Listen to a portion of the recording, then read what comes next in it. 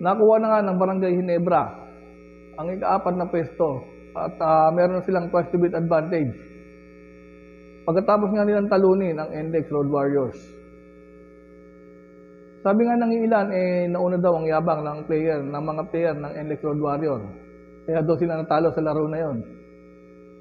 At ang tinutukoy nilang player na maagang nagyabang ay itong kanilang rookie na si Enoch Valdez. Tumira nga si Enoch Valdez at si Scotty Thompson ang nagbabantay sa kanya. Pagpasok ng tira ni Enoch Valdez, nagbigay nga ito ng hand gesture kay Scotty Thompson na too small.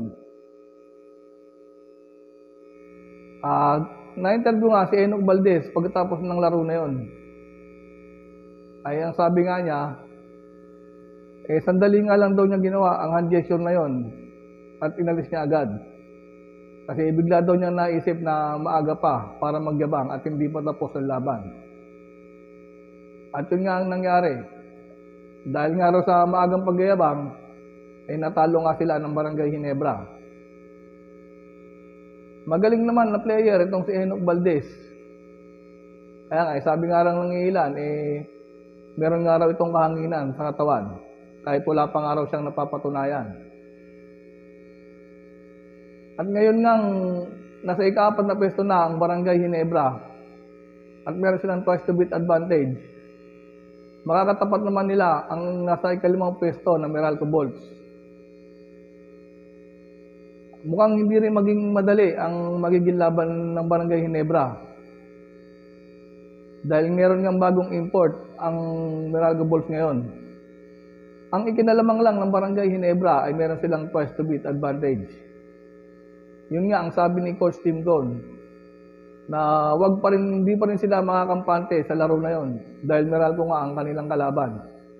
Dahil sa tagal nilang naglalaban, alam na rin nila kung paano tatalunin ang Barangay Ginebra. Pero siyempre, hindi rin naman nahayaan ni Coach Tim Cone yan. Kaya sabi nga ni Coach Tim Cone, huwag nga silang makampante. At kahit meron pang mga natitirang laro, baliwala na nga yan.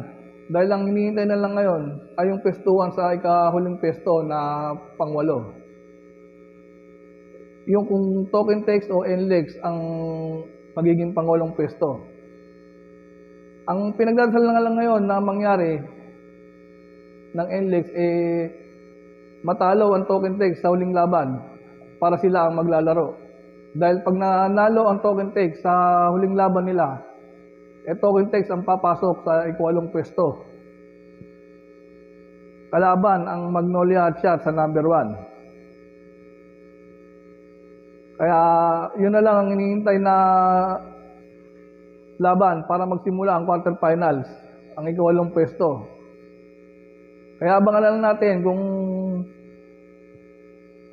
ang magiging laro sa quarterfinals ng mga nasa top 4 at yung mga 4 sa baba. Sigurado magiging magandang laban yan. At tignan na rin natin kung sino sa top 4 ang makakapasok sa semifinals o kung meron nga makakatalo sa kanila ng 2 beses. Kaya abangan na natin ang mga laban na yan.